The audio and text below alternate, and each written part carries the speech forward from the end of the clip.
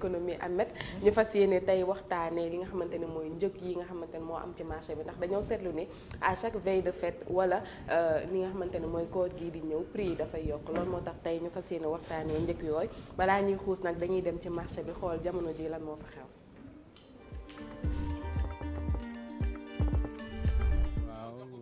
Par rapport waa diwlin bi moom dafa yokk waaw diwlin bi moom da doon jar 18 500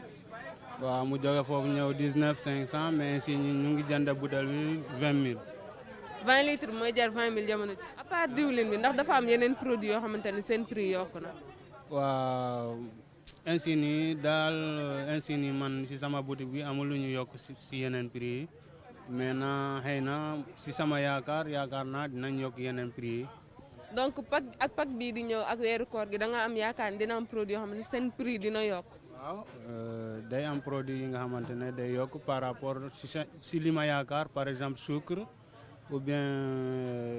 que diwlin bi comme diwlin bi nu mu yokkee nii day am tam yeneen produit yi nga xamante ne dinañ ko yokk.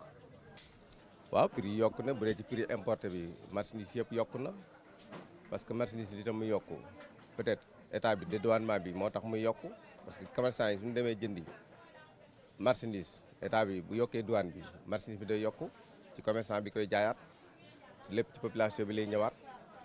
bu fekkee nag bàyyi na prix la wala muy yokk fi nga xamante ni foofu la jógee état bi ñëwee bu wàññiwul taxe douanière bi marchandise toujours day yokku loolu moo waral li ñuy importé muy yokku soit ñi koy jaay fi ñuy importé ñu yokk bu ñëwaat état bi yokkaat na leen seen dédouanement mu yokku ku ne gis ne ni économie bi Sénégal ni mu doxee nii fi mu doon nii lu bari dañ ko yokku te lépp ci état bi lay jógee waaw. donc ak koor gii di ñëw ndax mën nañ xaar yenn prix yi yokk parce que gis nañ déjà ni que diwlin yokku na. waaw loolu lépp mën na nekk parce que koor gi ñëw nii lu ci bari yéen gën di jënd bu dee marchandise yoo xam bi bitim réew lay jógee mën nañ xaar mu gën a yokku li nga xamante daal moo xam ci marchandise yi yenn yi nga xam ne yi ñuy bàyyee fii daal mooy gën a wàññeeku yi nga xamante ni dañuy jëlee bitim réew. gars yi am na ñoo xamante ne dañuy jaayee prix bu leen neex parce que non seulement contrôle le prix li mu war a def contrôle le prix si boppam moo deful rôle am waaw bu fekkee ne contrôle prix dafa wàcc si le terrain nga jàpp ni ki mu yëkkati benn 2000 francs may la benn 3000 francs may la dem yoonam noonu la mën a continuer parce que kenn ku ne yaa ngi def lan la neex waaw. kon da nga jàpp ni dafa am commerçant yoo xam ne dañuy yokk prix ci seen téy bakkan.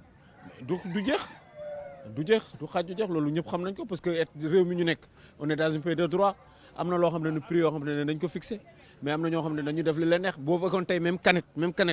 boo demoon tey ba booru Jolof boo demoon canette ñu ngi la ko fay jaay 400 francs te normalement canette ba Sprite wala Coca Cola mu ngi jar 300 francs mais ñoom boo demee ci boutique yi ñu ngi la ko jaay 400 francs waaw suñu nekk benn réew du yoon. léegi lan nga jàpp ni moo mën a solutionner loolu. solution bi nga xamante ne lii mën a solution bi ñi nga xamante ne ñu ngi leen di fay ñu bañ a toog seen kaw lal yi di nelaw muy waa ki contrôle prix dañ war a jóg chaque jour di veiller ci affaire yi nekk sur le terrain di xool ba xam di teg ñi ñuy yoon kenn ku ne teg sa ñu teg la yoon bu ñu jàppee nga def lu dul yoon ñu dal ci yoon. Ahmed gis nga ko mu mel ni lu mel ni diwlin commencé na yokk ndax gis nañu jóge na ci 18000 dem ci 20000 francs comme niñ ko tàmm gisee rek semaine passée maa ngi ko doon wax ni bu événement di jot rek prix yi dafay yokk Ahmed li koy yokk nag c'est plusieurs raisons par exemple bu ñu jëlee tey jii diwlin bi dafa nekk produit boo xamante ne produit importé la maanaam li koy yokk du dépendre ci suñu commerçant yi fii nii mais dafay dépendre de l'extérieur ci ay bourse lay dépendre bu fekkee cours mondiaux yi diwlin dafay yokk rek automatiquement citoyen lambda bi nga xamante ne bii 1 litre diwlin lay jënd par exemple daf koy sentir moo tax diwlin bi di yokk waaye bu weesoo loolu dafa am ay produits locaux yoo xamante ne bii fii lañ koy bayee loolu nag ci li muy dépendre mooy benn loi naturelle lañ koy wax en économie muy la loi de l'offre et de la demande maanaam day aju ci li nga xamante ne bii moom moo nekk ci le marché ci quantité produit bi ak li nga nit ñi liñ koy soxlaa bu fekkee ni que liñ naan demande bi offre bi kay dafa ëpp demande maanaam produit bi ni mu présent wee ci marché bi dafa ëpp li nga xamante ne moom la ko nit ñi soxlaa bu boobaa jaaykat yi duñu bëgg mu des seen loxo du coup dañuy bëgg wàccee prix yi su ko defee ñëpp mën cee am accès par exemple bu fekkee ay légumes wala ay pommes de terre ak soble des fois dañuy gis ni prix bi dafay wàcc ndax dafay bëri ci marché bi te duñu bëgg mu des seen loxo waaye bu fekkee day wàcc noonu dafa am itam benn réglementation boo xamante ni dañ ko war a respecter respecté ndax waruñu def lii di dumping maanaam wàccee prix bi ba nga xamante ni dafay lor yeneen commerçant yi loolu loi daf koy tere bu weesoo loolu bu fekkee ni que contraire bi moo am maanaam demande bi dafa supérieur ak offre bi situation yooyu moom la ñuy gis bu feet jotee maanaam bu ñoo ngi jëm ci li nga xamante ne mooy weeru koor gi nit ñi dañuy jënd en grande quantité dañuy jënd lu bëri ak pack bi ñëw nit ñi dañuy jënd lu bëri bu boobaa offre bi dafay tuuti par rapport ak li nit ñi di soxla su ko defee commerçant yi ñoom dañ ciy profito yokk prix yi parce que xam nañ ne dañuy am occasion ngir gën a mën a yokk seen bénéfice loolu moo tax bu fête di jot nga gis prix yi ni muy yéegee waaye loolu itamit am na réglementation bu ko tënk am na réglementation naturelle parce que bu fekkee yow commerçant bi da nga yokk sa prix client bi mun na dem xooli faneen foo xamante ne moo gën a moins cher mu jënd foofu waaye itam am na beneen réglementation boo xam ne état moo ko teg donte ni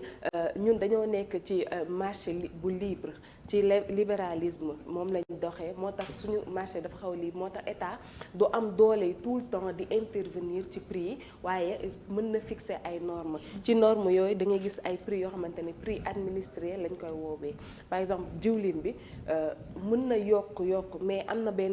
na benn stade boo xam ne bu fa àggee état danaan stop bu ko defee même bu fekkee ni que yokk bi dépendrul ci commerçant yi moom mooy xool soit mu wàññi taxe yi wala mu subventionné diwlin bi su ko defee ñoom commerçant yi nga xam ne ñoo koy importer duñu gaañu waaye itam consommateur bi du ci gaañu ba tey am na ci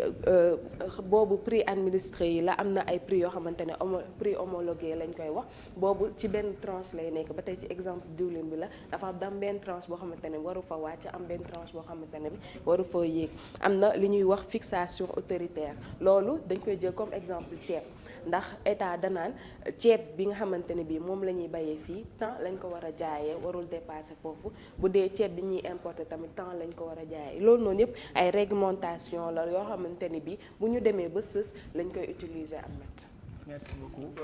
am na solo man li ma bëggoon a xam rek moom mooy état du Sénégal tey jii ñi nga xamante ni dañuy jàpp prix yi di ko jaabaa jonge bu leen neexee yéegal bu leen neexee wàcc bu leen neexee yokk ko parce que liñ ci desee bëriwul dañ koy gis benn boutique yor ceeb bu bari ceeb bi dem ba des tuuti mu ne da koy sakkana boo ñëwee mu ne la amul ba gis ne ceeb bi manqué na mu yéegal prix yi ci boppam. waaw dafa nekk loo xamante yan xeetu sanction lañ war a dafa nekk loo xamante ni bii commerçant yi dañ koy def lu bëri te comme ni ma la ko wax sànq dañoo nekk ci marché bu libre boo xamante ne état amul doole boobu noonu trop pour intervenir waaye à chaque fois dañ leen di tere loolu ndax des fois sax da ngay gis ay contrôle yoo xam dañuy wër ci biir marché yi di xool yenn prix yi bu fekkee ni que jàpp nañ ko xam ne par exemple comme ni nga ko wax dafa jël affaire yi denc ko wala mu dese lu tuuti rek yokk prix bi bu boobaa mën nañ ko sanctionner mën nañ jël sax li nga xamante ne bii mooy marchandise. te man j'ai rencontré benn commerçant bu mag mu ne comme exemple nga gis tey rek ñu joxe benn communiqué ne dañuy yokk maanaam ceeb wala diwlin tant que yow sa boutique amoon na stock tu n'as pas le droit d'augmenter les prix tant que yow stock boobu noonu jeexul ba nga jëlaat beneen stock te ñoom duñ ko def stock boobu nekk si ñoom seen yoon nekku si buñ ko jëndee woon 100 francs ñu ne yokk leen prix bi dañ koy jaayee 1000 francs alors que prix normal nga ko war a jaayee ba stock boobu noonu jeex. effectivement te aussi sànq ci biir élément bi kooku mooy ba nga ko laajee nii ndax prix yokk na mu ne xëy na dinañ ko yokk c'est comme si que ñoom dañoo dem ba jàpp ne comme que événement bu ñëwee rek c'est normal ñu yokk donc parce que moom mu ngi koy wax yow en étant commerçant man je me dis que même bu nekkee dañoo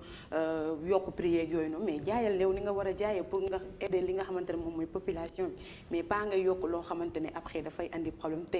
ñoom ci fête yi rek lañ koy tàmm te voilà loolu dafay lor ñi nga xamante ne moom mooy société bi.